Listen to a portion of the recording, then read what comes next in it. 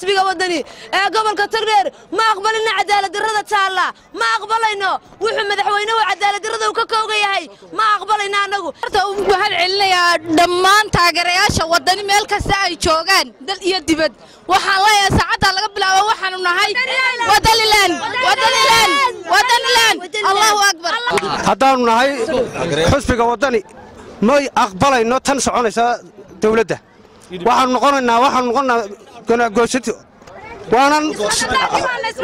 istaqbaldoonina waan haddana waan doonaynaa haddaan nahay shacabka Soomaaliland waliba wadani waxaan leenahay wadaniland saacada laga bilaabo anagu wadaniland hanolaato mana yeelano mana soconayso burco wallahi ma soconayso biyaatulay saacad muslihan jawaan uraan iska fadhino